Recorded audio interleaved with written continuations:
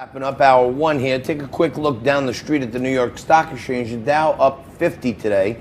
When you got these holidays in the middle of the week, it tends to be lighter trading like Thursday and Friday.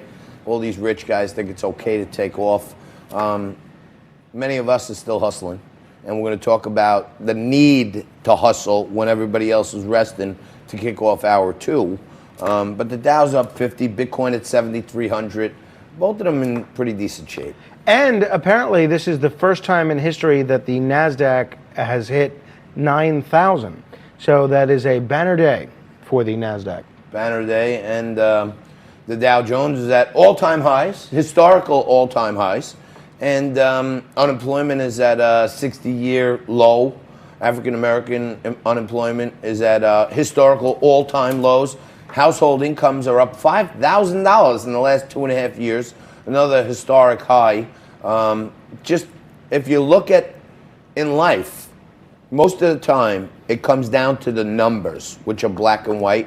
And if you look at Donald Trump's performance by the numbers, he is doing shockingly amazing, and that's what's causing this Trump derangement syndrome with all these nut jobs down in Washington trying to throw the guy out of office. Doesn't it make sense that Congress, Frankie, has like a 20% approval rating and they want to get rid of Trump?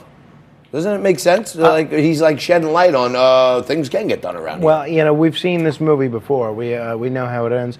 Meantime, the one stock that keeps going ever downward happens to be Overstock, and I think I'm down a total of $1,400 on that stock. So you know, I think if your whole portfolio of different companies we've talked about on the show is probably performing okay. Yes. Overall. And you know, speaking of Overstock, your buddy from your radio show, your buddy Sam Antar, and his crew or cabal or cartel of merry manipulators, they spend their days and nights on Twitter crushing Overstock.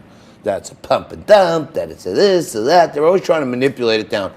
Why can't you get Sam Antar on the show for us? I want to know why. Well, he did not want to appear with you. Why doesn't he want to appear with you? I mean, I don't know. I'm not going to go begging people to come on the show. Well, I don't disagree with him at this point on Overstock, on some of the things he's saying.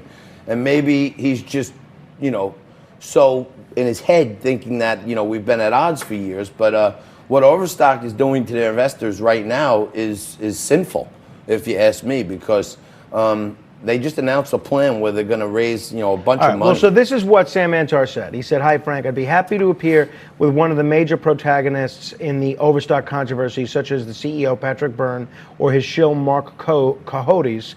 But tobacco is just a publicity-hungry non-entity, and I'm not going to help him with that. Regards, Sam."